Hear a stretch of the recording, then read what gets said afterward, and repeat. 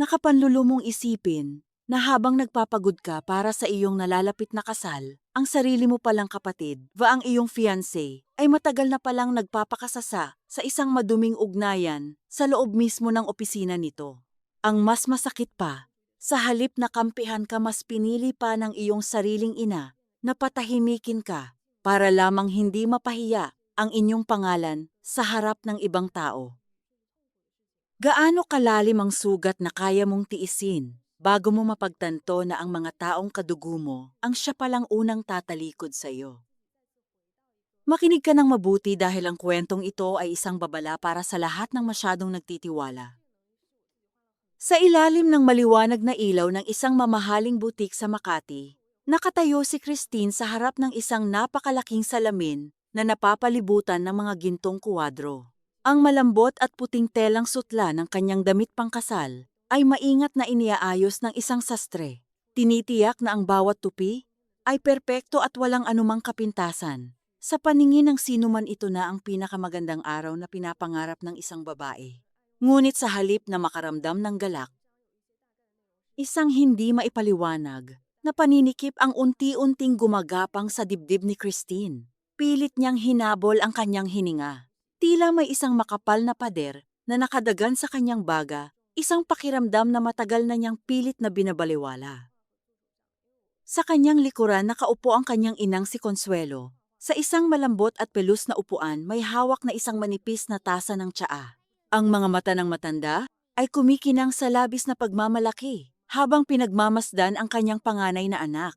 Para kay Consuelo, ang kasal na ito ay hindi lamang tungkol sa pag-ibig o pag-iisang dibdib. Ito ay isang personal na tagumpay, isang tropyo na maipagmamalaki niya sa buong angkan at sa kanilang mga kaibigan, isang napakalaking panangga sa anumang usap-usapan, tsismis o kahihiyan na labis na iniiwasan sa kulturang kinalakhan nila. Napakaganda mo, Christine. Nakangiting wika ni Consuelo, ang boses ay puno ng kasiguraduhan. Siguradong maiinggit ang lahat ng mga tita mo kapag nakita nila kung gaano kagarbo ang kasal na ito. At si Jason, napakakisig edukado at mula sa napakagandang pamilya. Wala na akong mahihiling pa. Nakita na rin sa wakas ang halaga ng lahat ng paghihirap namin ng tatay mo. Tumango na lamang si Christine at pinilit na ngumiti pabalik. Ang ngiting iyon ay nanatili lamang sa kanyang mga labi at hindi kailanman umabot sa kanyang mga mata. Sa edad na 31, nakuha na niya ang lahat ng mga inaasahan ng lipunan mula sa isang babaeng nasa 80 gulang. Bilang isang matagumpay na PR director sa isang malaking kumpanya, nasanay siya sa pag-aayos ng imahe ng iba sa pagtakpan ng mga kapintasan upang magmukhang perpekto sa harap ng publiko.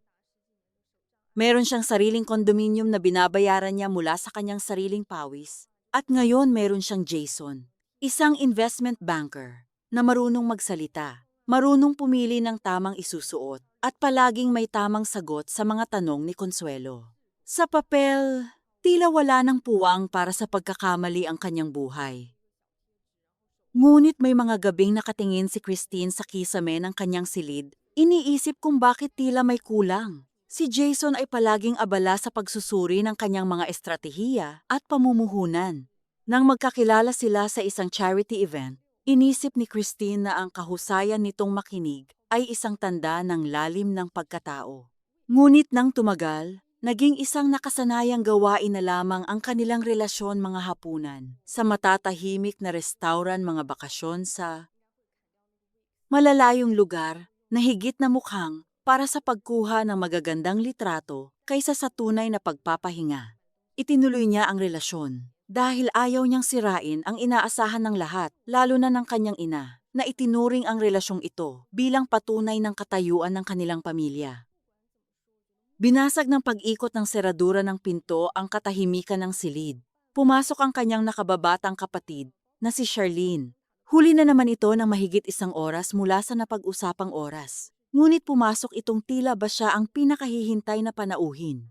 May suot itong isang napakatamis ngunit artipisyal na ngiti, naglakad patungo sa kanila na para bang rumarampas sa isang entablado. Simula pa noong mga bata sila si Charlene ay laging uhaw sa atensyon. Isang habambuhay na kompetisyon na hindi kailanman ninaisalihan ni Christine, ngunit pilit na isinisiksik sa kanyang buhay. Kung nakakuha ng mataas na marka si Christine noon, gagawa si Charlene ng eksena upang makuha ang awa ng kanilang mga magulang. Kung may nagawang mabuti si Christine, asahan mong gagawin ni Charlene ang lahat upang makagawa ng bagay na mas malaki at mas kapansin-pansin. Nang unang ipakilala ni Christine si Jason sa kanilang pamilya 4 na buwan, ang nakalipas muling nakita ni Christine ang pamilyar na anino ng ugali ng kanyang kapatid. Imbes na panatilihin ang nararapat na distansya, naging labis na palakaibigan si Charlene. Palaging tumatawa ng bahagyang mas malakas sa mga biro ni Jason. Palaging naghahanap ng dahilan upang mahaplos ang braso nito kapag nagkukwento. Ginagamit ni Charlene ang kanyang paboritong taktika, ang pagpapanggap na mahina o walang alam upang humingi ng gabay at atensyon mula sa lalaki. Ipinaalala ni Christine sa sarili noong gabing iyon na hindi siya dapat maging mapanghinala. Magkapatid sila. Pinili niyang isipin na normal na kilos lamang iyon ni Charlene dahil ayaw niyang simulan ang bagong yugto ng kanyang buhay nang may baong laso ng pagdududa. Napakaganda naman ng kapatid ko. Masayang wika ni Charlene, nakatingin kay Christine. Ngunit ang mga mata ay tila sinusuri ang bawat hibla ng damit upang hanapan ng mali. Sayang lang. At wala rito si Jason para makita kung gaano karaming pera ang ginagastos ninyo para lang sa telang ito. Pinalampas na lamang ni Christine ang patagong patama ng kapatid. Ibinaling niya ang kanyang paningin sa salamin. Pilit na kinakalma ang nag-iinit na pakiramdam sa kanyang batok. 3 buwan bago ang kasal, ang mga bitak sa perpektong larawan na inaasahan nilang lahat ay nagsimulang lumitaw. Naging labis na abala si Jason. Palaging may huling minutong pulong sa mga kliyente mga gabing kailangang manatili sa opisina hanggang madaling araw. Nawala na sila ng oras para sa isa't isa. At sa tuwing susubukan ni Christine na pag-usapan ang mga detalye ng kanilang kasal, laging umiiwas si Jason. Minsan pa nga ay pinaramdam nito kay Christine na siya ay nagiging labis na emosyonal. Bukod sa pagiging malamig sinimulan ni Jason, ang isang nakakalasong gawin ng pagmamanipula. Sa tuwing magkukwento si Christine sa harap ng kanilang mga kaibigan, palagi siyang tinatama ni Jason na may kasamang maliit mapang-asar na ngiti na nagpapamukhang bata at tanga si Christine. Ang mga salitang gaya ng, "Hindi ganyan ang nangyari, nakalimutan mo na naman," o "Masyado ka lang nag-iisip," ay naging madalas na sandata nito. Ang bawat pang-iinsulto ay laging nakabalot sa tinig ng pagmamalasakit, kaya napakahirap para kay Christine na magalit nang hindi lumalabas na siya ang masama at madaling mapikon. Isang gabi dumaan si Christine sa condo unit ni Jason upang mag-abot ng ilang naiwang papeles mula sa wedding planner. Nang lumapit siya upang iabot ang makapal na folder sa ibabaw ng mesa, bahagyang napalapit ang kanyang mukha sa kuwelyo ng polo ni Jason. Isang kakaiba at matapang na halimuyak ang mabilis na humaplos sa kanyang pang-amoy. Hindi ito ang karaniwang pabango ni Jason na amoy ng kahoy at pampalasa. At lalong hindi ito ang banayad na pabango na ginagamit ni Christine. Ito ay isang matapang at pambabaing amoy ng mga bulaklak na tila sinasadyang ipahid upang mag-iwan ng marka. Kumunot ang noo ni Christine. Pilit niyang pinanatiling kalmado ang kanyang tinig. "Ano ang amoy na iyan sa damit mo, Jason?" Tiningnan lamang siya ng lalaki. Inamoy ang sariling dibdib. At pagkatapos ay kalmadong umiling. Sa kanyang mukha ay walang kahit anong bakas ng kaba. Yumakap sa akin ng mahigpit ang isang matandang kliyente kanina matapos naming isara ang kontrata. Sobra siyang maglagay ng pabango, siguradong kumapit sa damit ko nang magpaalam siya. Nakatitig lamang si Christine sa kanyang mga mata, sinusuri kung ang sagot na iyon ay may katotohanan. Ngunit si Jason ay napakahusay magtago ng emosyon. Sa halip na humingi ng paumanhin, ibinalik nito ang sisi kay Christine. Pinagsabihan siya nitong masyado siyang nagpapadala sa pagod at stress, kaya kung ano-ano na ang kanyang naiisip. Napalunok si Christine. Nilabanan niya ang panginginig ng kanyang mga kamay. Pinilit niyang paniwalaan ang katwiran nito, ngunit sa kaibuturan ng kanyang isipan, alam niyang ang matapang na amoy na iyon ay pagmamay-ari ng iisang tao na kilalang-kilala niya. Lumipas ang isang linggo, pilit na ikinulong ni Christine ang kanyang mga pagdududa. Isang hapon pagkatapos nilang mananghalian sa isang kalapit na restaurant, umupo siya sa upuang pampasahero sa harapan ng sasakyan ni Jason. Naalala niyang naiwan niya ang kanyang maliit na pitaka sa likuran, kaya umikot siya upang abutin ito. Habang kinakapa ang kanyang gamit, dumampi ang kanyang mga daliri sa isang maliit at malamig na bagay na nakasingit sa gilid ng upuan. Kinuha niya ito at inilagay sa kanyang palad. Nanlamig ang buong katawan ni Christine. Parang hiniwa ang kanyang lalamunan, kaya hindi siya makahinga. Isang hikaw na pilak may kakaibang disenyo. Hindi iyon sa kanya. Alam na alam niya kung kanino iyon. Ilang beses na niyang nakita itong suot ng kanyang kapatid na si Charlene sa mga pampamilyang salo-salo. Tila tumigil ang pag-ikot ng mundo ni Christine habang nakatitig sa maliit na piraso ng metal na hawak niya. Ang paninikip ng kanyang dibdib na naramdaman niya sa butik ay muling nagbalik, mas matindi, mas nakasusugat. Lumingon siya kay Jason, na kasalukuyang nagpapaandar ng makina ng sasakyan, walang kamalay-malay na hawak ni Christine ang susi na magpapabagsak sa lahat ng kasinungalingan na kanilang pinangangalagaan.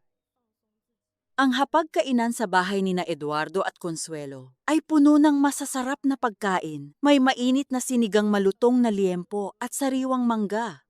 Ngunit para kay Christine, ang bawat subo ay tila punit na papel na walang lasa at mahirap lunukin.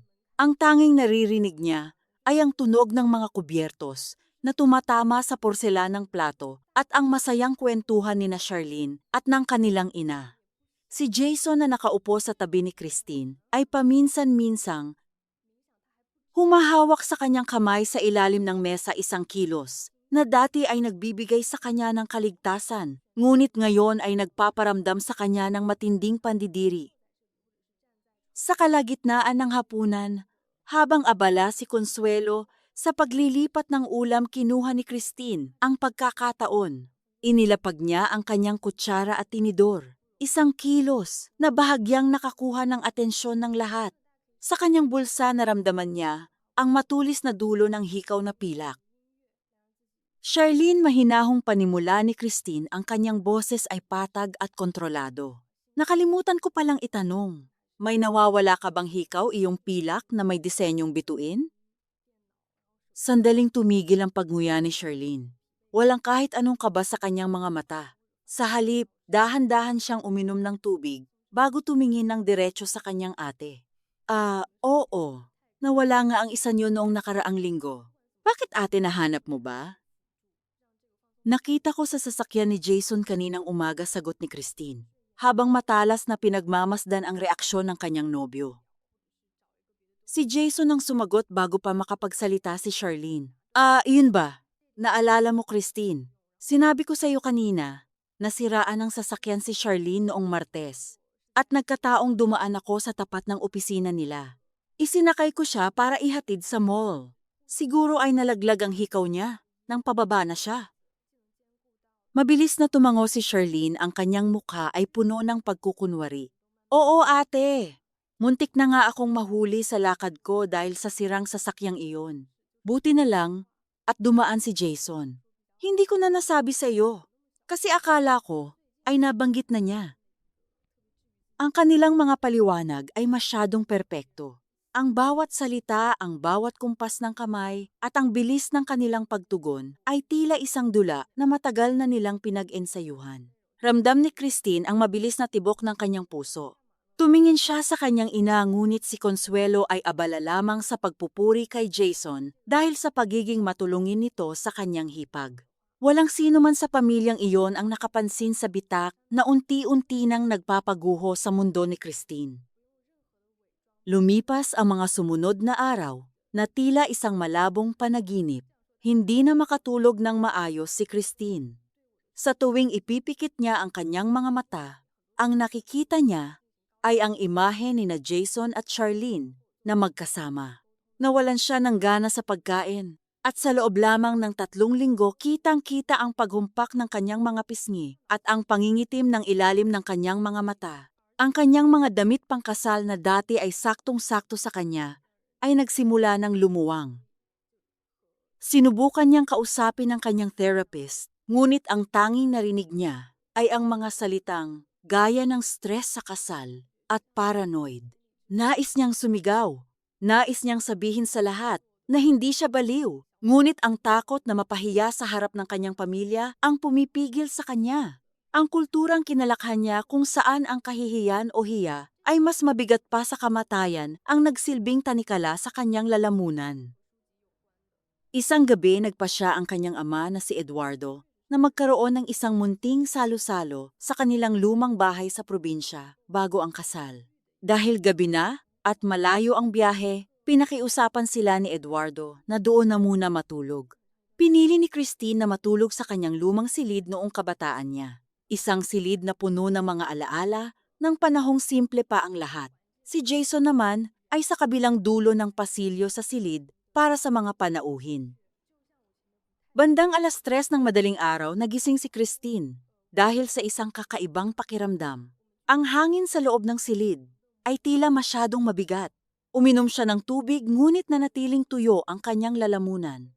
Sa katahimikan ng gabi, nakarinig siya ng isang mahinang kaluskos sa labas ng kanyang pinto.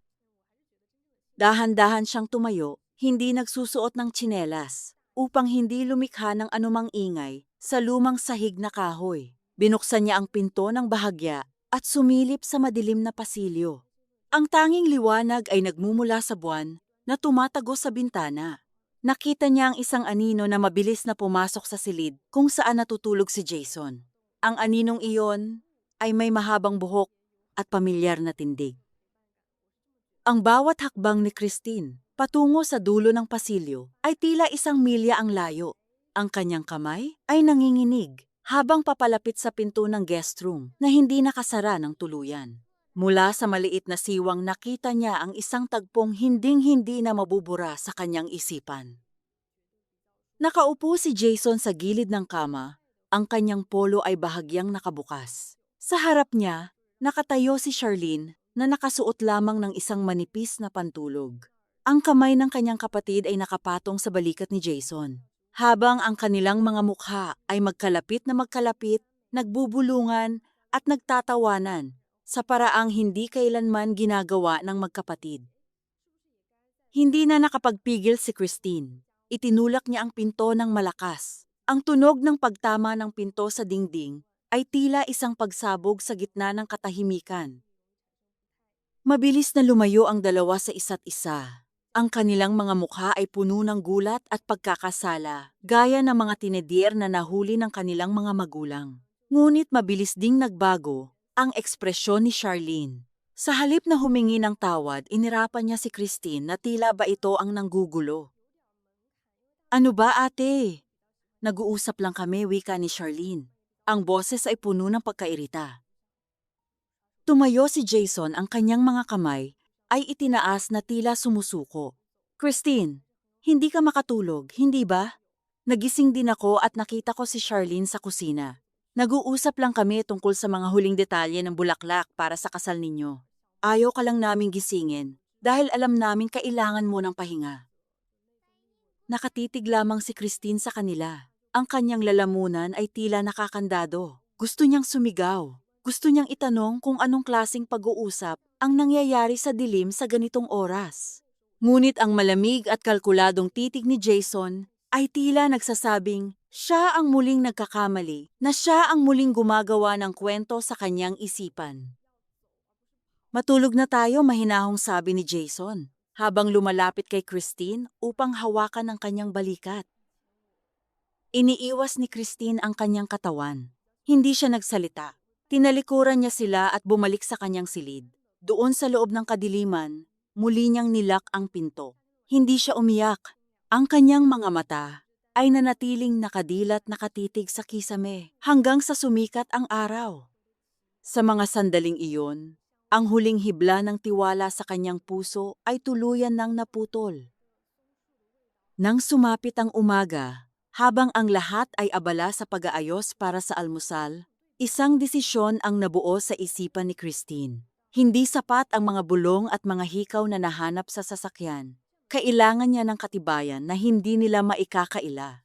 Isang plano ang nagsimulang mabuo sa kanyang isipan, isang plano na magdadala sa kanya sa opisina ni Jason sa Makati sa kalagitnaan ng araw ng trabaho.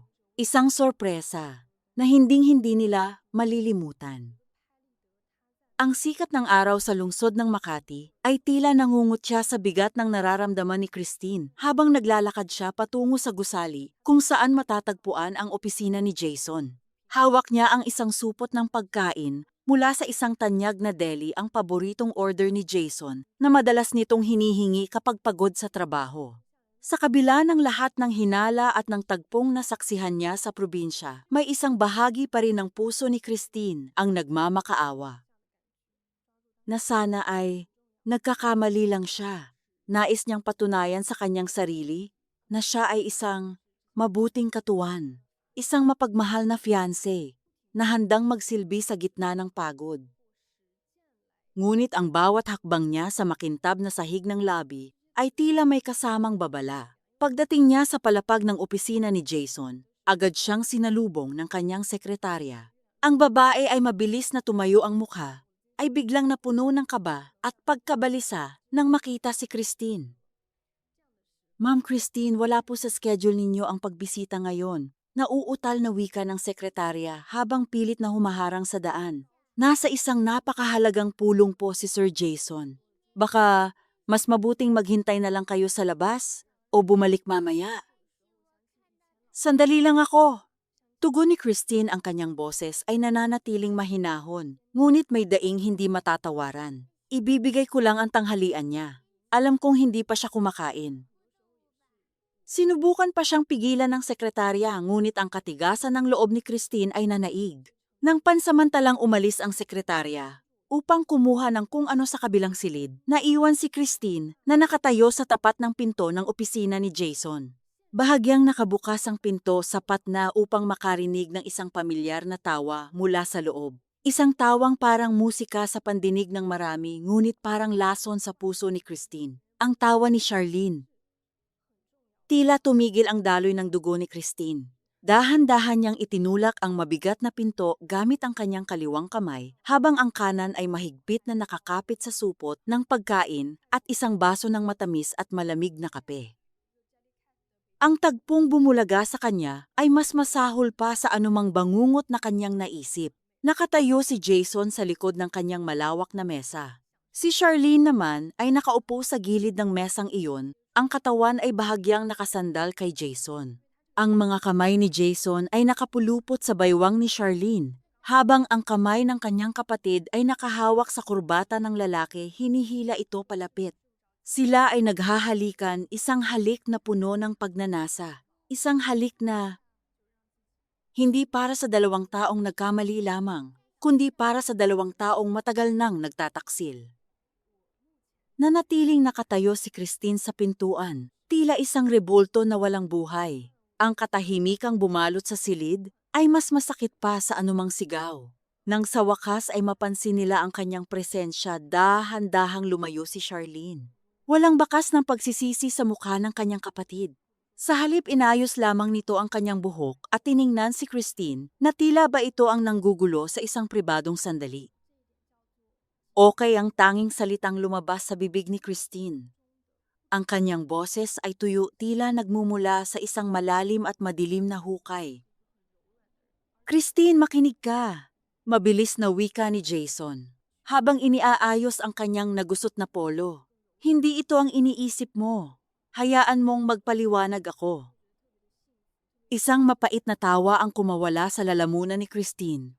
"Hindi ang iniisip ko, Jason. Nakita ko kayong magkayakap at magkahalikan sa gitna ng oras ng trabaho. Aling bahagi doon ang kailangan pang ipaliwanag. Aling bahagi doon ang mali ang interpretasyon ko." Humakbang pasulong si Charlene. Ang kanyang mukha ay puno ng pagmamalaki at kawalang hiyaan. "Sa totoo lang, ate, mas mabuti na ring nalaman mo ngayon. Pagod na kaming magtago. Matagal na kaming may ugnayan. bago pa man ang engagement party ninyo. Nagbago na ang nararamdaman niya.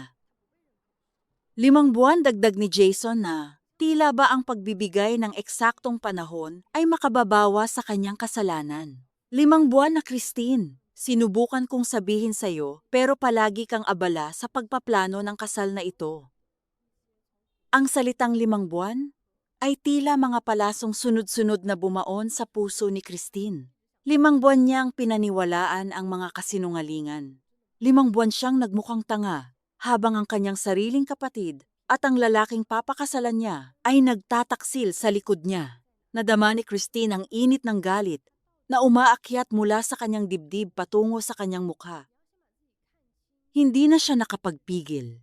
Sa isang mabilis at marahas na galaw, inangat niya ang baso ng malamig na kape na hawak niya at ibinuhos ang lahat ng laman nito sa mukha ni Jason.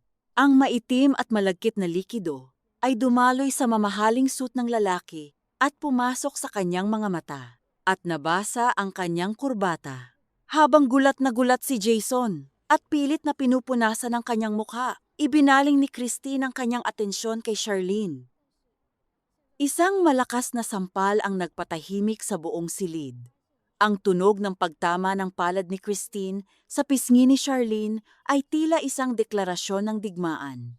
Napasandal si Charlene sa mesa, hawak ang kanyang namumulang pisngi, ang kanyang mga mata ay nanlilisik sa galit at gulat. "Huwag ninyong susubukang lumapit sa akin," banta ni Christine, ang kanyang boses ay nanginginig sa matinding puot. "Huwag ninyo akong tatawagan, huwag ninyo akong ite-text. At huwag ninyong babanggitin ang pangalan ko. Para sa akin, patay na kayong dalawa." Tinalikuran sila ni Christine at mabilis na naglakad palabas ng opisina. Nilampasan niya ang sekretarya na hindi makatingin sa kanya ng diretso. Pagdating sa elevator, tila ba ang bawat segundo ng pagbaba ay isang paghihirap. Nang makarating siya sa parking lot at makapasok sa loob ng kanyang sasakyan, doon lamang siya tuluyang bumigay. Binitiwan niya ang supot ng pagkain na kanina pa niya hawak. Ang bag ay bumagsak sa semento at bumukas kumalat ang mga sandwich at sarsa na tila ba simbolo ng kanyang nadurog na buhay. Humilig si Christine sa manibela at humagulgol ng napakalakas. Ang bawat hikbi ay parang isang hiwa sa kanyang kaluluwa. Ang sakit ay hindi lamang dahil sa pagkawala ng isang lalaki, kundi dahil sa pagtataksil ng sariling dugo. Ang kapatid na inakala niyang magiging kakampi niya ay siyang mismong humukay ng libingan para sa kanyang kaligayahan. Sa loob ng madilim na sasakyan sa gitna ng init ng syudad ng Makati, naramdaman ni Christine ang isang uri ng lamig na hinding-hindi na mawawala. Ang pagtitiwala ay isang basong nabasag sa libu-libong piraso, gaano man subukang buuin muli ang mga sugat na idudulot nito ay mananatiling sariwa. Doon sa ilalim ng tunog ng kanyang sariling pag-iyak, ipinangako ni Christine na hindi na siya kailanman magiging biktima muli. Ngunit sa likod ng pangakong iyon alam niyang ang mahabang gabi ng paghihirap ay nagsisimula pa lamang. Matapos ang marahas na tagpo sa opisina ni Jason, nagmaneho si Christine pauwi sa kanyang apartment na tila isang anino. Ang kanyang mga kamay ay mahigpit na nakakapit sa manibela, nanginginig at malamig na tila yelo. Hindi niya namalayan kung paano siya nakarating ng ligtas sa gitna ng magulong trapiko ng Maynila. Ang tanging nasa isip niya ay ang larawan ni Charlene na nakaupo sa mesang iyon, ang kanyang kapatid, ang kanyang sariling dugo na tinatraidor siya sa pinakamababang paraan. Pagpasok niya sa kanyang unit, hindi na niya nagawang buksan ang mga ilaw. Dumiretso siya sa banyo at binuksan ang shower. Doon sa ilalim ng bumubuhos na malamig na tubig, naupo si Christine sa sahig. Hindi niya hinubad ang kanyang mga damit. Hinayaan niyang mabasa ang kanyang blusa at pantalon hanggang sa bumigat ang mga ito at dumikit sa kanyang balat. Ang lamig ng tubig ay hindi sapat upang pawiin ang nag-aapoy na sakit sa kanyang dibdib. Nanatili siyang nakatulala sa mga puting baldosa, hinahayaang humalo ang kanyang mga luha sa agos ng tubig na pumupunta sa imburnal. Doon siya natagpuan ni Consuelo at Eduardo makalipas ang ilang oras. Dahil hindi sumasagot si Christine sa mga tawag ginamit ng kanyang mga magulang ang kanilang ekstrang susi. Ang hiyaw ng kanyang ina ang nagpabalik sa kanya sa realidad. Nakita siya ng mga ito na basang-basa, magulo ang hitsura at may mga itim na mantsa ng maskara sa mga pisngi. "Anong nangyari, Christine, anak?" "Magsalita ka," sigaw ni Consuelo habang mabilis siyang binalot ng tuyong tuwalya. Nang sa wakas ay mailabas ni Christine ang katotohanan, ang 5 buwang pagtataksil ang tagpo sa opisina at ang kawalang hiyaan ni Charlene ang katahimikang bumalot sa silid ay mas nakabibingi kaysa sa anumang ingay. Ang mukha ni Eduardo ay nagkulay ube. Sa tindi ng galit ang kanyang mga kamao ay nakakuyom na tila handang manuntok. Ngunit si Consuelo sa kabila ng gulat ay agad na nahulog sa isang pamilyar na katangian ng kanilang pamilya, ang pagkakaila. Hindi. Hindi magagawa iyon ng kapatid mo. Baka nagkakamali ka lang na nakita, Christine. Isipin mo ang kahihiyan, isipin mo ang kasal. Pabulong na wika ni Consuelo ang kanyang tinig ay nanginginig sa takot na kumalat ang balita sa kanilang mga kamag-anak. Ngunit ang desisyon ni Christine ay pinal na.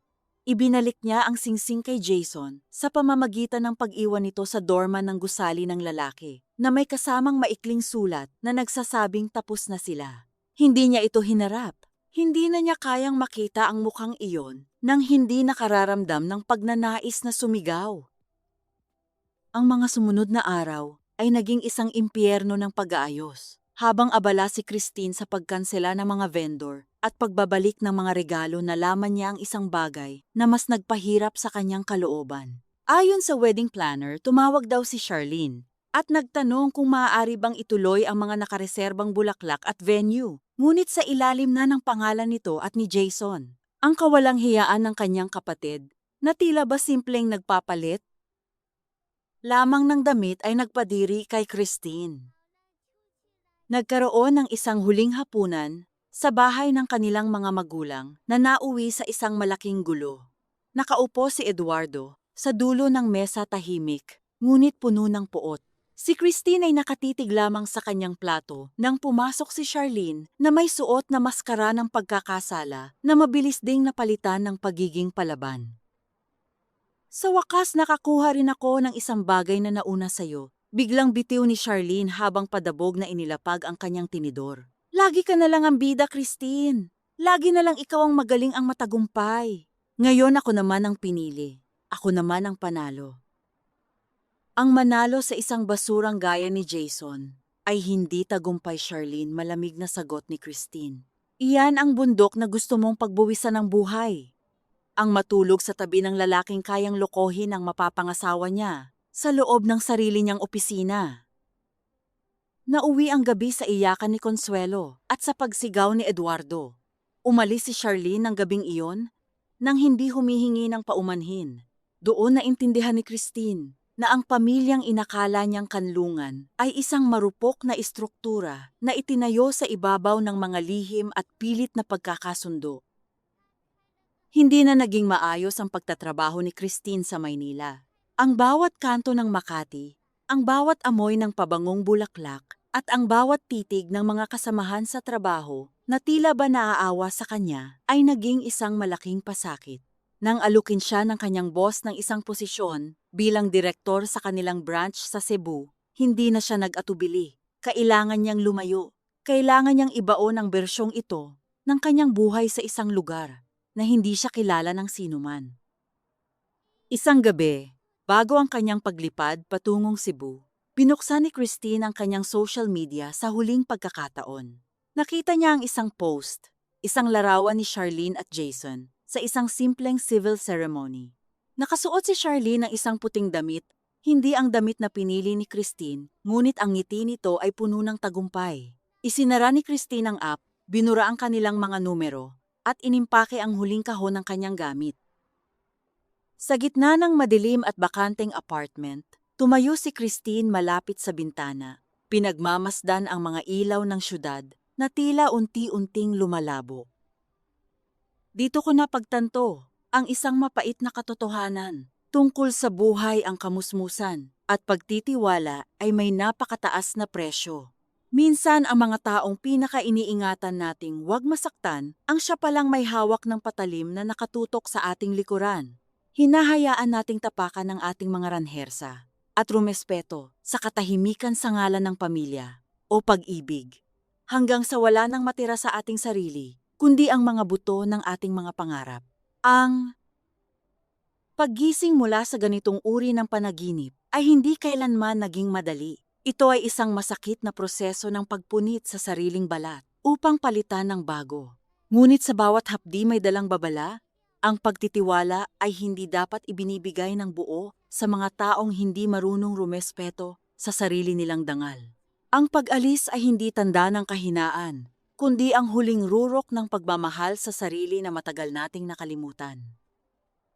Ang paglapag ng eroplano sa Mactangan Cebu International Airport ay tila isang hudyat para kay Christine, na maaari na siyang huminga ng malalim sa unang pagkakataon matapos ang mahabang panahon. Ang Cebu sa kanyang paningin ay hindi lamang isang bagong lugar ng trabaho. Ito ay isang santuwaryo. Sa Maynila siya ang babaeng pinagtaksilan ng sariling kapatid, ang paksa ng mga bulong-bulungan sa mga pasilyo ng Makati. Ngunit dito sa Timog, siya ay simpleng. Si Director Christine, isang mahusay strikto at dedikadong pinuno na walang nakaraan. Ibinuhos ni Christine ang lahat ng kanyang lakas sa trabaho. Mula sa pagsikat ng araw hanggang sa malalim na gabi ang kanyang isipan ay nakatuon lamang sa mga ulat kampanya at pagpupulong. Ang pagkapagod ng katawan ang kanyang naging gamot upang hindi na muling makaisip ng mga mukhang nais na niyang kalimutan. Nagtakda rin siya ng mahigpit na tuntunin para sa kanyang ina, bawal banggitin ang pangalan ni Charlene o ni Jason, sa tuwing susubukan ni Consuelo na magkwento tungkol sa masayang buhay ng mag-asawa. Agad na pinuputol ni Christine ang tawag. Para sa kanya ang nakaraan ay isang lason na kailangan nang itapon. 4 na buwan matapos ang kanyang paglipat, ipinadala si Christine sa isang regional conference sa isang tanyag na hotel sa Cebu. Ang gabi ay puno ng mga propesyonal na usapan at tawanan. Sa hapunan, naupo siya sa tabi ng isang lalaking nagpakilala bilang si Adrian, isang analyst mula sa ibang sangay ng kanilang kumpanya. Kakaiba si Adrian. Hindi siya gaya ni Jason, na tila laging may itinatagong agenda sa likod ng bawat ngiti. Si Adrian ay tahimik mapagmasid at ang kanyang mga mata ay nagpapakita ng isang uri ng katapatan na matagal nang hindi nakikita ni Christine sa isang lalaki. Nag-usap sila tungkol sa mga libro, sa sining ng pamamahala at sa mga pagbabago sa industriya. Sa unang pagkakataon sa loob ng maraming buwan, nakaramdam si Christine ng tunay na aliw sa pakikipag-usap. Ngunit ang kapayapaang iyon ay biglang naglaho nang magtanong si Adrian ng isang inosenteng bagay. Lagi ka bang taga Cebu, Christine? O may iniwan kang buhay sa Maynila? Ang salitang iniwan ay tila isang mitsa na nagpasabog sa lahat ng mga emosyong pilit na itinago ni Christine. Biglang tumagilid ang mundo sa kanyang paningin. Ang ingay ng mga tao sa paligid ay naging isang malabong ugong, at ang kanyang dibdib ay tila binalot ng isang makapal at mainit na bakal. Ang kanyang mga kamay na dati ay matatag na nakahawak sa baso ng tubig ay nagsimulang manginig ng walang kontrol. Ang tunog ng kanyang sariling paghinga ay naging mabilis at mababaw, tila ba nauubusan siya ng hangin sa gitna ng isang malawak na silid. Isang panic attack. Ang lahat ng trauma na inakala niyang nabaon na niya sa Maynila ay biglang bumangon at sumakal sa kanya. Ang glass na hawak niya ay tumama sa kanyang mga ngiping, lumikha ng isang mahinang tunog ng pagkiskis ng kristal bago niya ito nailapag ng pilit sa mesa. Hindi nag-atubili si Adrian. Sa halip na magtanong o gumawa ng eksena na kinalulubusan ng maraming tao, dahan-dahan itong lumapit sa kanya. Ang boses ni Adrian ay nanatiling mahinahon at mababa, tila isang angkla sa gitna ng bagyo. "Christine, tumingin ka sa akin," bulong ni Adrian. "Huminga tayo ng sabay. Pasok ang hangin, labas ang hangin. Nandito lang ako. Walang masamang mangyayari." Sinundan ni Christine ang bawat bilang ni Adrian. hanggang sa unti-unting bumalik ang katinoan sa kanyang isipan. Maingat siyang inakay ni Adrian palabas ng bulwagan, inilayo sa mga matang mapanuri at hinatid hanggang sa kanyang sasakyan. Hindi ito nagtanong ng, bakit o anong nangyari? Pinahalagahan nito ang katahimikan na kailangan ni Christine sa mga sandaling iyon. Kinabukasan, pagpasok ni Christine sa kanyang opisina, bumungad sa kanya ang isang maliit at simpleng bungkos ng mga sariwang puting bulaklak. Hindi ito katulad ng mga magarbo at mamahaling bouquet na madalas ibigay ni Jason noon upang magtakpan ng kasalanan. Kasama nito ang isang maliit na card na may maikling mensahe, walang panggigipit. Sana ay maayos na ang pakiramdam mo ngayon. Binasa ni Christine ang sulat ng paulit-ulit. Sa loob ng mahabang panahong ito, ang unang pagkakataon na naramdaman niyang may nakakita sa kanya. Bilang isang tao, hindi bilang isang tropeo o isang kompetisyon. Tinawagan niya si Adrian ng gabing iyon. Sa gitna ng dilim sa kanyang bagong apartment, ibinuhos ni Christine ang lahat mula sa amoy ng sampagita sa polo ni Jason, sa hikaw na nahanap sa sasakyan, hanggang sa pagtataksil ni Charlene. Habang nagkukwento na laman ni Christine na si Adrian ay mayroon ding sariling mga pilat, iniwan ito ng kanyang dating asawa para sa isang katrabaho. Isang pangyayari na hindi lamang sumira sa kanyang puso, kundi nagdulot din ng kahihiyan sa kanyang karera. Ang pagkakatulad ng kanilang mga sugat ay lumikha ng isang kakaibang koneksyon, isang ugnayan na hindi binuo sa matatamis na salita, kundi sa pag-unawa sa pait ng pagiging pangalawa.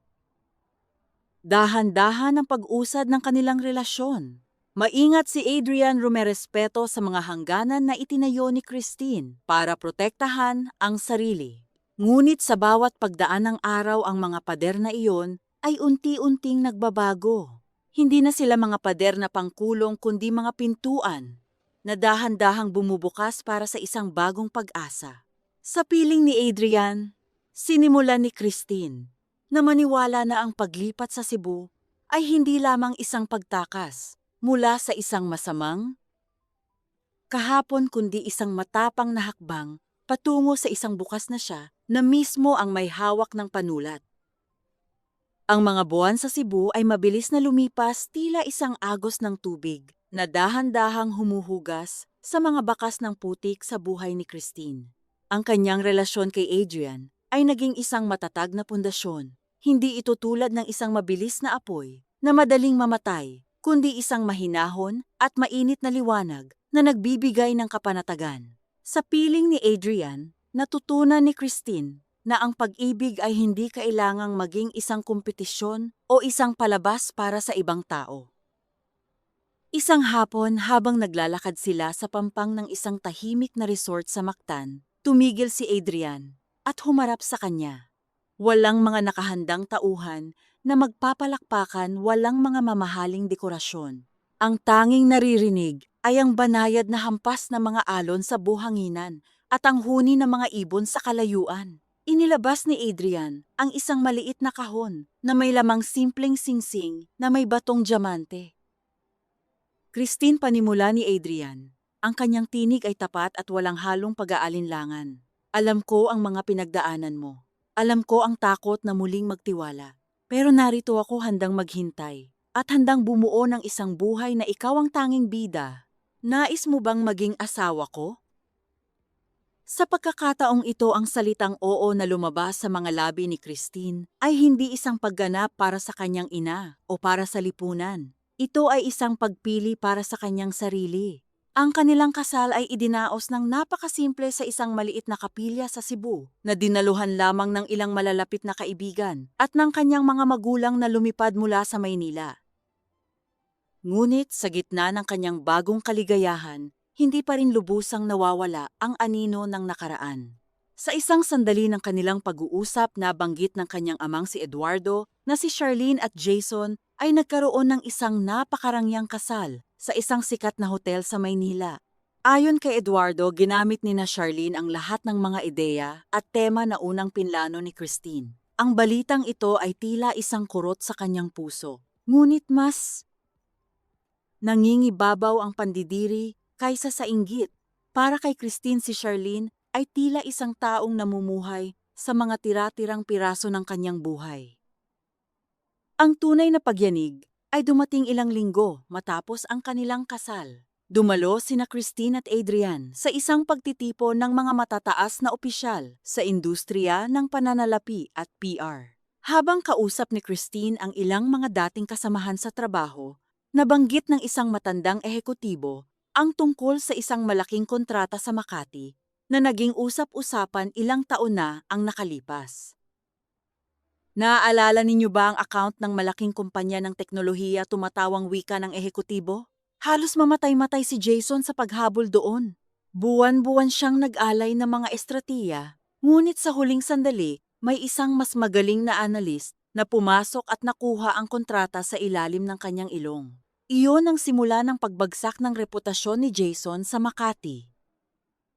Naramdaman ni Christine ang pagbilis ng tibok ng kanyang puso. Tumingin siya kay Adrian na nooy bahagyang umiwas ng tingin. Sino ang analyst na iyon? Tanong ni Christine, ang kanyang boses ay mahina ngunit puno ng kuryosidad. Sino pa ba? Ang asawa mo na ngayon? Sagot ng ehekutibo habang tinatapik ang balikat ni Adrian. Si Adrian ang nagbigay ng mas matalas at mas makatotohanang plano. Pinili siya ng kliyente dahil mas kapani-paniwala ang kanyang integridad kaysa sa mga mabulaklak na salita ni Jason. Pag-uwi nila sa kanilang bahay, ang katahimikan sa loob ng sasakyan ay tila may bigat. Nang makapasok sila sa loob, hindi na nakapagpigil si Christine. Bakit hindi mo sinabi sa akin, Adrian? Tanong niya habang nakatingin ng diretso sa mga mata ng asawa. Bakit hindi mo binanggit na ikaw ang dahilan kung bakit natalo si Jason sa pinakamalaking laban ng kanyang karera? Bumuntong hininga si Adrian at hinawakan ang mga kamay ni Christine dahil ayaw kong ang relasyon natin ay magmukhang isang paraan ng paghihiganti. Gusto kong piliin mo ako dahil sa kung sino ako ngayon, hindi dahil ako ang lalaking tumalo sa taong nanakit sa iyo.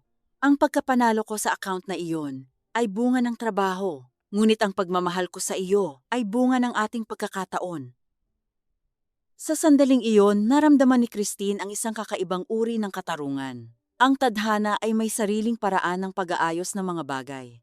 Habang inakala ni Charlene na nakuha na niya ang lahat sa pamamagitan ng pag-agaw kay Jason, hindi niya alam na ang lalaking pinakasalan niya ay isang talunan sa harap ng lalaki ngayon ay tunay na nagmamahal kay Christine. Ang katotohanan ito ay mas matamis kaysa sa anumang tindi ng galit na naramdaman niya noon. Ngunit kasabay ng pagtuklas na ito, alam ni Christine na ang mga susunod na kabanata ng kanilang buhay ay magdadala ng mas malalaking pagsubok, lalo na't ang balita tungkol sa kalusugan ng kanyang ina ay nagsimula nang dumating mula sa Maynila. Ang balita tungkol sa sakit ni Consuelo ay dumating na tila isang malakas na hampas ng hangin na nagpabagsak sa lahat ng kuta na itinayo ni Christine sa Cebu. Pancreatic cancer, advanced stage. Wala nang puwang para sa mga himala, tanging pagtanggap na lamang sa katotohanan na ang oras ng kanyang ina ay unti-unti nang nauubos. Kasama si Adrian, bumalik si Christine sa Maynila. Ang lungsod na sumira sa kanyang puso, ang lugar na puno ng mga aninong pilit niyang tinakasan. Pagpasok ni Christine sa bahay ng kanyang mga magulang, sinalubong siya ng amoy ng gamot at ang mabigat na katahimikan ng pagdadalamhati. Ang kanyang ina na dati ay palaging masigla at abala sa pag-aayos ng imahe ng kanilang pamilya ay nakahiga na lamang ngayon sa kama, tuyot ang balat at halos butot balat na ang katawan. Sa tabi nito ay si Eduardo, na tila tumanda ng 10 taon dahil sa pag-aalaga sa asawa. Sa isa sa mga huling gabi ni Consuelo, habang silang dalawa lamang ni Christine ang nasa silid, hinawakan ng matanda ang kamay ng kanyang panganay na anak. Ang kapit nito ay may natitira pang kaunting lakas, isang pagsusumamo na nagmumula sa kaibuturan ng kaluluwa. Christine, anak, pabulong na wika ni Consuelo. Ang boses ay paos at putol-putol. Mamatay na ako. Hindi ko kayang lisanin ang mundong ito nang alam kong may galit sa pagitan ninyong dalawa ni Charlene. Patawarin mo na ang kapatid mo. Para sa akin, ibalik ninyo ang pagmamahalan ng ating pamilya. Ramdam ni Christine ang mabilis na pagtibok ng kanyang puso. Ito ang inaasahan niyang hihilingin ng kanyang ina, ang isang tabi ang sariling dangal para sa kapayapaan ng pamilya. Tumingin siya sa bintana, pinagmamasdan ang madilim na kalangitan, bago muling tumingin sa kanyang ina. Hindi ko kayang ipangako ang pagpapatawad na hinihiling mo. Mamahinahong sagot ni Christine, ang kanyang boses ay matatag sa kabila ng sakit. Hindi mabubura ng simpleng pangako ang 5 buwang panloloko at ang pagwasak sa tiwala ko. Pero ipinapangako ko ito. Hindi ko hahayaang lamunin ako ng puot. Mabubuhay ako ng maayos malayo sa kanila. 3 araw matapos ang pag-uusap na iyon, pumanaw si Consuelo sa madaling araw. Ang silid ay binalot ng isang uri ng katahimikang nakatutulig. Ang hiyaw ng kanyang amang si Eduardo ay nagmula sa isang lugar ng matinding pangungulila. Isang tunog na tila nagpunit sa huling hibla ng koneksyon ni Christine sa kanyang lumang buhay. Ang burol ay idinao sa isang malaking kapilya sa Maynila. Puno ito ng mga puting liryo at ang mga bulong ng mga kamag-anak at kaibigan na tila ba ang okasyong iyon ay isang pagkakataon para sa muling pagsasama-sama ng mga pamilyang matagal nang hindi nagkikita. Sa gitna ng pagdadalamhati, nakaupo si Christine sa tabi ng kabaong ng kanyang ina, kasama si Adrian na hindi kailanman bumitaw sa kanyang kamay. Dumating si Charlene at Jason na tila ba sila ay mga panauhing pandangal. Nakasuot sila ng mamahaling itim na damit, ang hitsura ay napakakinis at tila walang anumang problema. Ngunit sa matalas na paningin ni Christine, nakita niya ang mga bitak. Si Jason ay hindi makatingin ng diretso sa kanya. At si Charlene ay may suot na maskara ng labis na pighati, na tila ba siya ang pinaka-naapektuhan sa pagkamatay ng ina. Habang nagmimerienda ang mga tao sa labas, lumapit si Charlene kay Christine. Tinitigan nito ang simpleng ayos ng kanyang kapatid at ang gintong singsing sa daliri nito. Masyado kang nagpakapagod sa Cebu, ate, wika ni Charlene. Ang boses ay malambot, ngunit may halong condescending na tono. Mukhang tumanda ka at tila palaging pagod. Nag-aalala ako na baka dahil sa layo mo, ay hindi mo na nagawang alagaan ang sarili mo. Mahirap talagang mag-isa sa malayo. Ngumiti lamang si Christine, isang ngiting puno ng lihim na tagumpay. Hindi siya sumagot dahil sa mga sandaling iyon, pumasok si Adrian sa loob ng kapilya. Dito natin makikita ang nakapanlulumong katotohanan tungkol sa kalikasan ng tao. Ang pagtataksil ay hindi nagmumula sa mga kaaway, kundi sa mga taong pinagkatiwalaan nating hindi tayo sasaktan. Maraming tao ang gumagamit ng salitang pamilya bilang isang piring sa mga mata upang hindi natin makita ang kanilang mga kasalanan. Inaasahan nilang ang dugo ay magsisilbing lisensya para sa kanilang kawalang hiyaan at ang pagpapatawad ay isang obligasyon na dapat nating ibigay kahit wala silang ginagawang hakbang para ito ay pagtrabahuhan. Ngunit ang tunay na lakas ay hindi matatagpuan sa bulag na pagsunod sa tradisyon. Ito ay matatagpuan sa pagtatakda ng hangganan laban sa mga taong itinuring ang ating kabaitan bilang kahinaan. Ang puot ay mabigat na pasanin, ngunit ang paglimot at ang pagiging dindirekta sa sariling kaligayahan ang pinakamabisang paraan upang ipakita sa kanila na wala na silang kapangyarihan sa iyong buhay. Sa loob ng matahimik na kapilya, tila naging manipis ang hangin nang pumasok si Adrian. Naglakad siya nang may tiwala sa sarili, suot ang isang itim na barong na lalong nagpadagdag sa kanyang kagalang-galang na tindig. Direkta siyang lumapit kay Christine at maingat na ipinatong ang kanyang kamay, sa baywang nito isang tahimik na deklarasyon ng proteksyon at pagmamay-ari. Nang magtagpo ang mga mata ni na Jason at Adrian, ang basong hawak ni Jason ay bahagyang nayanig dahilan upang tumalsik ang kaunting tubig sa kanyang kamay. Ang kulay sa mukha ng dating kasintahan ni Christine ay tila hinigop ng isang vacuum. Namutla siya at napaatras ng isang hakbang. Ang kanyang mga labi ay bahagyang nakabukas, ngunit walang salitang lumalabas. "Magkakilala ba kayo?" tanong ni Charlene. Ang kanyang tinig ay puno ng kalituhan habang palipat-lipat ang tingin sa kanyang asawa at sa bagong asawa ni Christine. Nagtagpo na kami sa mundo ng pananalapi, ilang taon na ang nakalipas, mahinahong sagot ni Adrian. Ang kanyang boses ay malamig at kalkulado, walang bakas ng galit ngunit puno ng awtoridad. Naglaban kami para sa iisang account. Isang napakalaking oportunidad na inaasahan ng marami na mapupunta sa kanya. Tumikhim si Jason, pilit na ibinabalik ang kanyang nawalang kumpiyansa. Nagkataon lang iyon. Gumamit ka ng agresibong taktika na uutal niyang wika. Ngumiti ng bahagya si Adrian, isang ngiting hindi umabot sa kanyang mga mata. Hindi iyon taktika, Jason. Iyon ay katapatan at mas mahusay na estratehiya. Pinili ng kliyente ang taong may integridad, hindi ang taong puro mabulaklak na salita ngunit walang laman ang plano. Sa mga sandaling iyon, nakita ni Christine ang unti-unting pagbabago sa mukha ni Charlene. Ang mapagmataas na ekspresyon ng kanyang kapatid ay napalitan ng isang matinding gulat at kahihiyan. Naunawaan ni Charlene ang ibig sabihin ng lahat, ang lalaking ipinagmalaki niya, ang lalaking inagaw niya. Dahil sa akalang ito ang pinakamagaling ay natalo at nabaon sa kahihiyan dahil sa lalaking ngayon ay asawa ni Christine. Ang tropeyo na inagaw ni Charlene ay isa palang kalawanging piraso ng metal kumpara sa tunay na ginto na hawak ni Christine. Nakakatawa ang tadhana. Hindi ba pagpapatuloy ni Christine ang kanyang boses ay malinaw at matatag sa gitna ng kapilya? Ang akala mong napanalunan mo, Charlene, ay ang mga tirahan lamang na hindi na kailangan ng ibang tao.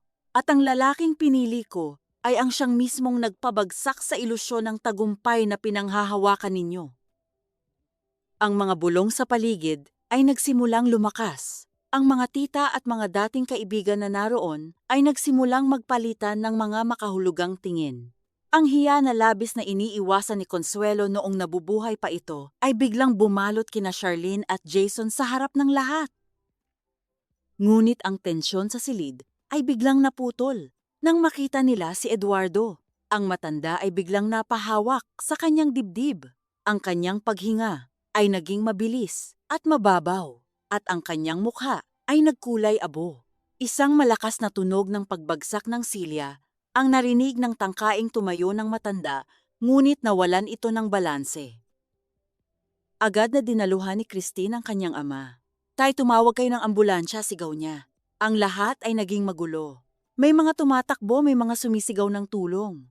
Sa kabutihang palad, ang isa sa mga panauhin ay isang doktor na agad na sumuri kay Eduardo. Matapos ang ilang minutong kaba, idineklara nitong isang matinding panic attack lamang ang nangyari dahil sa pagod at emosyon, hindi isang heart attack. Habang pinapainom ng tubig si Eduardo, sa isang sulok na iwan sina Christine at Charlene na pansamantalang mag-isa. Ang maskara ni Charlene ay tuluyan ng nalaglag. Ang kanyang mga mata ay puno ng luha, hindi dahil sa lungkot para sa ina, kundi dahil sa pagkawasak ng kanyang imahe. "Nakuha mo na ang lahat, hindi ba?" Pabulong na tanong ni Charlene. Ang boses ay puno ng puot. Ang career, ang asawang matagumpay, at ang pagkakataong ipahiya ako sa harap ng lahat. Tiningnan siya ni Christine ng may matinding kalamigan. "Hindi ko kailangang gawin ang kahit ano para ipahiya ka, Charlene. Ginawa mo iyan sa sarili mo noong sandaling pumasok ka sa opisina ni Jason 5 buwan bago ang kasal ko. Ang buhay na mayroon ka ngayon ay ang buhay na pinaghirapan mong nakawin. Ngayong hawak mo na huwag kang magreklamo kung bakit ito mabigat at puno ng dumi." Tinalikuran siya ni Christine at bumalik sa tabi ng kanyang ama at ni Adrian. Hindi na niya kailangang magsalita pa.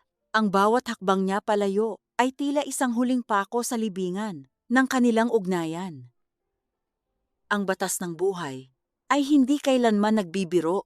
Ang karma ay hindi laging dumarating sa paraan ng isang malakas na pagsabog. Madalas ito ay dumarating sa paraan ng isang dahan-dahang pagtuklap ng mga kasinungalingan hanggang sa wala nang matira kundi ang hubad at masakit na katotohanan. Maraming tao ang nagnanakaw ng kaligayahan ng iba sa pag-aakalang makukuha rin nila ang kapayapaang kalakip nito. Ngunit ang kapayapaan ay hindi nananakaw.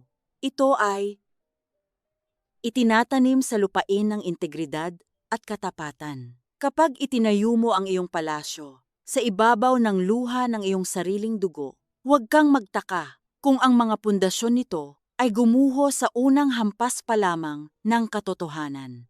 Sa dulo, ang pinakamabigat na parusa ay hindi ang mawala ng yaman kundi ang mabuhay sa isang mundong ikaw mismo ang gumawa habang pinapanood ang taong sinaktan mo na lumilipad sa langit na kailanman ay hindi mo na maaabot. Matapos ang libing, bumalik sina Christine at Adrian sa bahay ni na Eduardo upang ayusin ang ilang mga kagamitan ni Consuelo.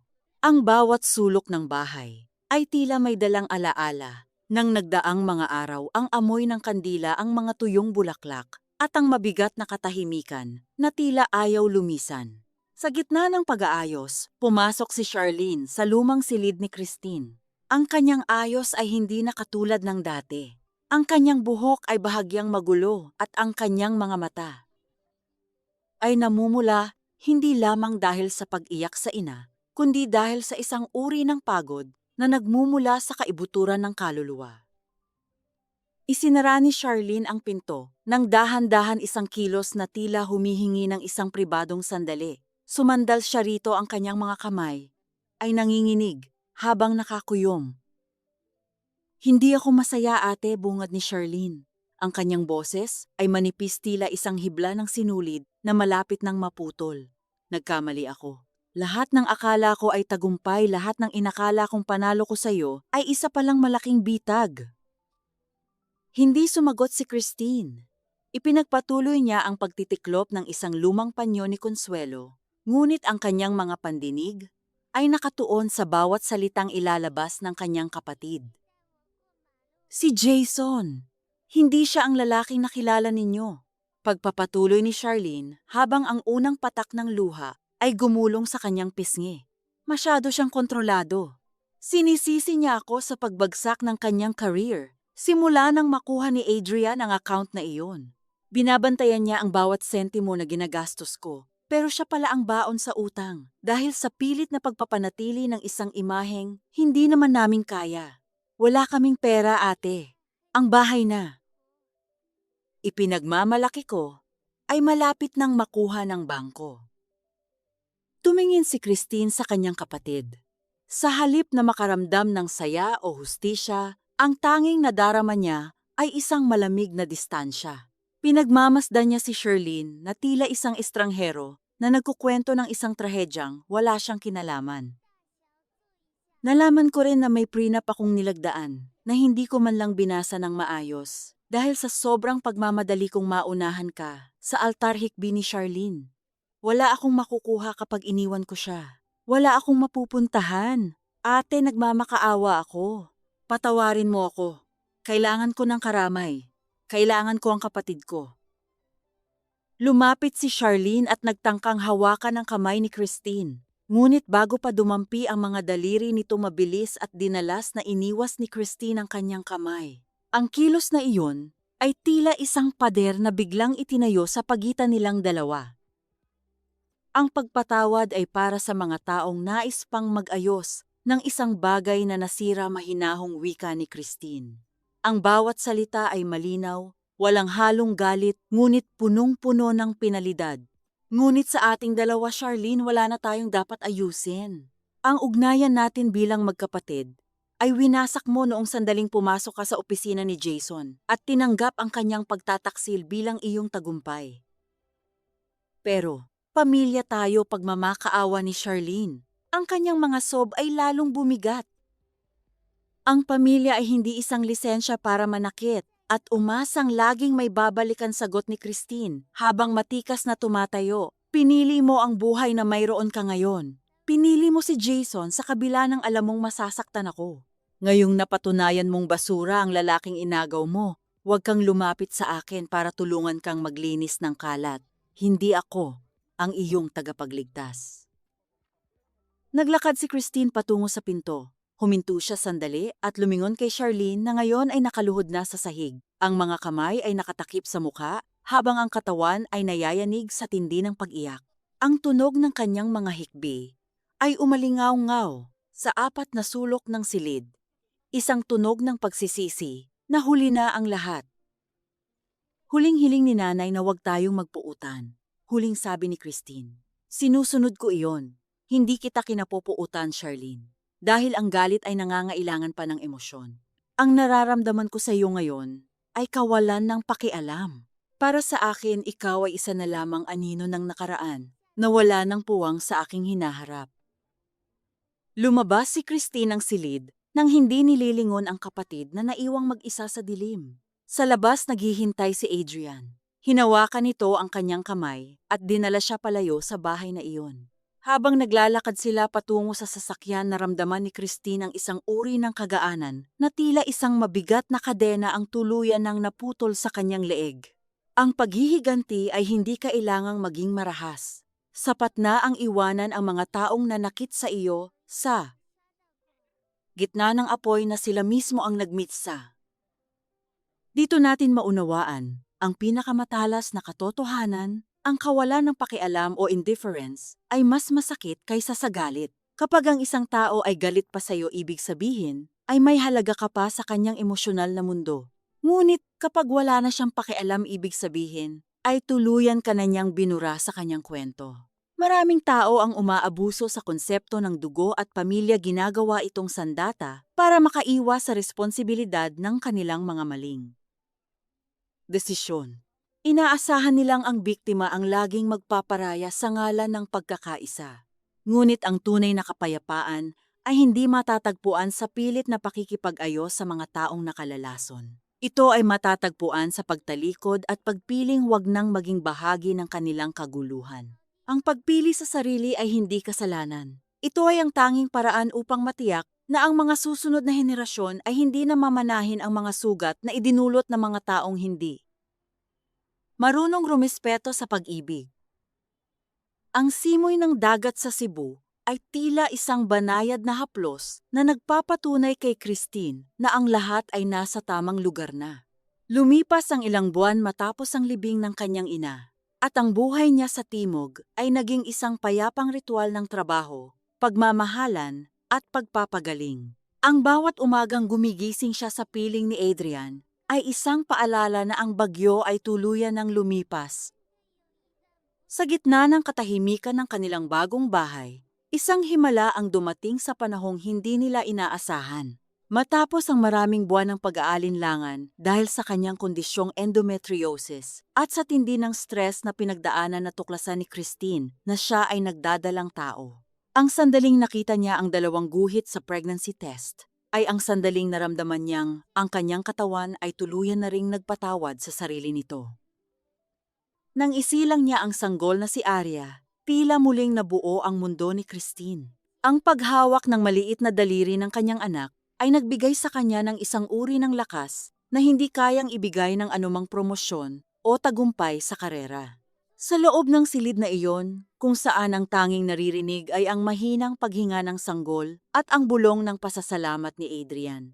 Alam ni Christine na ang siklo ng sakit at kompetisyon sa kanilang pamilya ay natapos na sa kanya. Paminsan-minsan, tumatawag ang kanyang amang si Eduardo mula sa Maynila. Ang boses ng matanda ay puno ng pangungulila, ngunit may kasamang pag-unawa. Sa pamamagitan ni Eduardo, nalaman ni Christine ang huling kabanata ng buhay ni Charlene at Jason. Tuluyan nang naghiwalay ang dalawa sa isang magulo at masakit na diborsyo. Nawala kay Charlene ang lahat, ang bahay, ang marangyang buhay, at ang kredibilidad sa harap ng kanilang mga kamag-anak. Nakatira na lamang ito ngayon sa isang maliit na apartment at nagtatrabaho sa isang simpleng posisyon malayo sa ningning na pinilit nitong agawin.